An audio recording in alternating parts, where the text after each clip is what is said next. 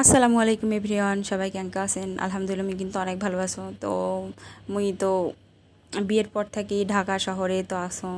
তো ঢাকা শহরে থাকার পর মানে মাটির হাঁড়ি তো খুঁজি পাওয়া যায় না। আর বাড়িতে গেলে হয় মায়ের হাতে নয় শাশুড়ির হাতে চিতই পিঠা খাওয়া লাগে।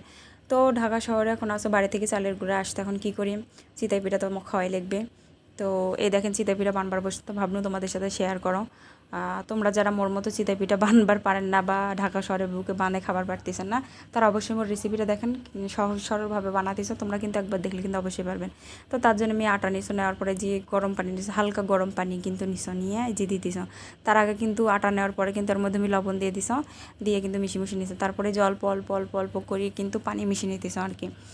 একবারে আবার বেশি করে দেওয়ার জন্য অল্প অল্প করে সুন্দর করে মাখা ঝাঁকা দিয়ে নিতেছো। তোমরা চাইলে হাতও দিয়ে গুটি ঘাটে নিবার পারেন, কিন্তু আমি হাত দিও না। এই হ্যান্ড উইক্সটা দিয়ে ভালো করে ঝাঁকা দিয়ে একবার মিশমুশ করে নিন। এই দেখেন সুন্দর মতো একবার মিশমুশ করা হয়ে গেছে। তো দেখেন শুক্রবার সকাল কিন্তু সকালবেলায় নাস্তা বানাচ্ছি আমি। তো সকাল সকাল উঠে এরকম একটা নাস্তা বানার জন্য আমি রেডি করছি, যাতে হাজব্যান্ড উঠে জানে নাস্তার খাবার পারে সেই জন্য। তো দেখেন সুন্দর মতো গোলাটা হয়ে গেছে। দেখেন চামচ দিয়ে তুলে কিন্তু যে এরকম একটা আসে এরকম কিন্তু রাখতে হবে। এসে বেশি পাতলাও করা যাবে না, ভারী করা যাবে তাহলে কিন্তু হবে না। এই দেখেন গ্যাসের চুলার মধ্যে আমি এখন দিয়ে দিয়েছি একটা লোহার কড়াই তো সচরাচর সবার বাসাতে থাকে। তো এই দেখেন লোহার কড়াই, মাটির হাঁড়ি বা পাতিল বলেন বা যে কি কয়ে পিঠা ভাজার জন্য আলাদা যে হাঁড়ি থাকে সেগুলোর কিন্তু একটাও মন নাই, বাসাত নাই। তুমি এখন এই যে লোহার কড়াইটা বসে দিয়ে তারপর একটু তেল ব্রাশ করে নিয়েছো, নেওয়ার পর এর মধ্যে আমি যে একে একে যে গোলাটা রেডি করে রাখছো না আটা, সেটা দিয়ে দিন। দেওয়ার পরে যে ঢাকনা ধামা চাপা দিয়ে দিন।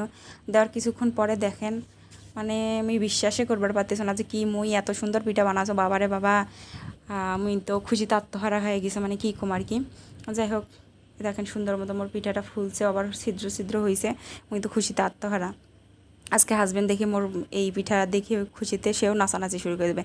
কারণ এর আগে যতবার পিঠা বানবার কিছু আমি ফেল মারছো, একবারও পাস হও নাই। তো সেই জন্য আজকে মোর এই রেসিপিটা একবারে কাজ দিচ্ছে, মানে যেভাবে বানাছো খুব পারফেক্টভাবে পিঠাটা হয়েছে।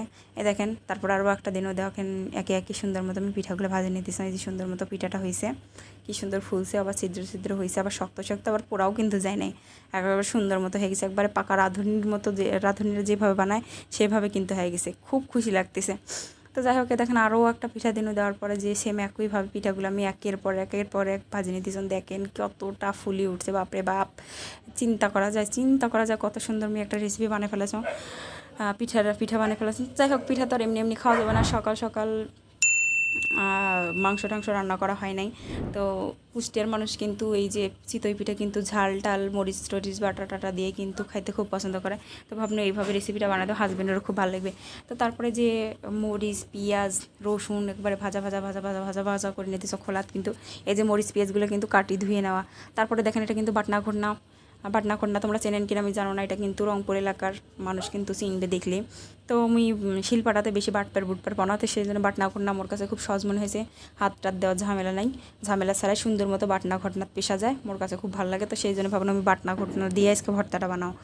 তো দেখেন বাটনাটা কিন্তু মাটির, আর এই যে ঘূর্ণাটা যেটা দিয়ে আমি পিষতেছি একবারে পিষে পুষিয়ে একাকার করে ফেলাতেছি, সেটা কিন্তু হচ্ছে কাঠের। হ্যাঁ, কাঠের না, বাঁশের বুঝছেন, বাঁশের মোতা কাটি, বেঁকা বাঁশের মতো কাটি কিন্তু এই যে ইয়াটা বানা হয়েছে, ঘূর্ণাটা বানা হয়েছে। সেই ঘূর্ণা দিয়ে একবার পিষিয়ে পুষিয়ে একাকার করে ফেলা দিয়েছি আমি। দেখেন সুন্দর মতো পিষিয়ে পুষিয়ে নিতেছ, নিলেই কিন্তু রেডি হয়ে যাবে ভর্তাটা সুন্দর মতো। কোনো ঝামেলা ছাড়াই, কোনো প্যারাপুরা ছাড়াই কিন্তু মোর ভর্তাটা রেডি হয়ে গেলো। কিসের ওই সব বাটা বুটিয়া ভালো লাগে না মোর। তো যাই হোক, এই যে বাটা বুটা হয়ে গেছে, একটা বাটির তুলে নিচে নেওয়ার পর এখন এর মধ্যে আমি দিয়ে দিলাম হচ্ছে সর্ষের তেল দিয়ে দিলেই রেডি হয়ে গেলো মোর আজকে এই যে ঝাঁকানাকা ঝাল বাটার রেসিপি। তো যাই হোক, তোমরা অবশ্যই কমেন্ট করে জানাবেন মোর এই যে পিঠা রেসিপিটা ক্যাঙ্কা হলো। আর হচ্ছে তোমরা অবশ্যই মোর রেসিপিটা ফলো করে বাসাত পিঠা বানাবেন। হ্যাঁ, ঠিক আছে। আর কমেন্ট করে কিন্তু মোক অবশ্যই জানাবেন। আর ইউটিউব চ্যানেল থেকে যদি মোর এই ভিডিওটা দেখে থাকেন অবশ্যই কিন্তু সাবস্ক্রাইব করে দিবেন, আর কমেন্ট করে কিন্তু অবশ্যই জানাবেন, ঠিক আছে।